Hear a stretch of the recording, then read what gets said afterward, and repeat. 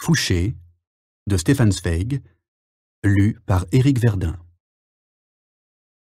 Parmi les 750 qui pénètrent avec solennité dans la salle du roi détrôné s'avance, silencieusement, la poitrine barrée de l'écharpe aux 3 couleurs des représentants du peuple, Joseph Fouché, le député de Nantes.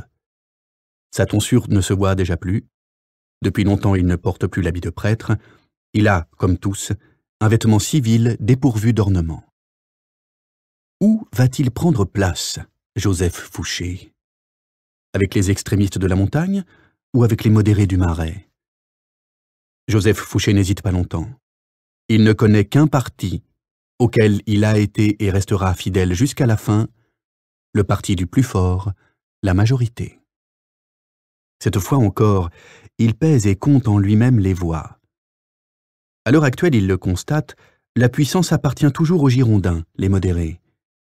C'est pourquoi il s'assied sur leur banc, près de Condorcet, de Roland, de Servan, des hommes qui tiennent dans leurs mains les ministères, qui influent sur toutes les nominations et qui distribuent les prébendes. Au milieu d'eux, il se sent sûr, c'est là qu'il prend place. Mais, comme par hasard, il lève les yeux vers la montagne, où les adversaires, les extrémistes, ont pris position. Il y rencontre un regard sévère et hostile. Son ami Maximilien Robespierre, l'avocat d'Arras, a rassemblé là ses combattants autour de lui. Et l'orgnon levé, l'incorruptible, qui, orgueilleux de son propre entêtement, ne pardonne à personne une variation ou une faiblesse, regarde de haut, froidement et ironiquement, l'opportuniste. Ce moment-là marque la fin de ce qui pouvait encore rester de leur amitié.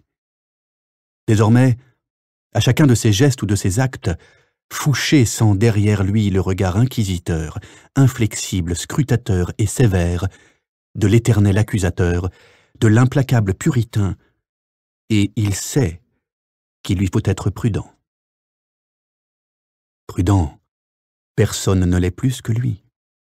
Dans les comptes rendus des séances des premiers mois, on ne trouve jamais le nom de Joseph Fouché. Tandis que tout le monde se précipite avec une impétueuse vanité à la tribune, pour déposer des propositions, dérouler de grandes tirades, s'accuser et s'attaquer mutuellement, le député de Nantes ne monte jamais à ce haut pupitre. Il s'excuse auprès de ses amis et électeurs en prétendant que la faiblesse de sa voix l'empêche de prononcer des discours. Et comme tous les autres se disputent la parole avec avidité et impatience, le silence de cet homme en apparence si modeste ne produit qu'une impression sympathique. Mais en réalité, sa modestie est pur calcul. L'ex-physicien trace d'abord le parallélogramme des forces. Il observe, il hésite avant de prendre position parce qu'il voit que la balance oscille encore continuellement. Avec prudence, il réserve son vote décisif pour l'instant où le plateau commencera à pencher définitivement d'un côté ou de l'autre.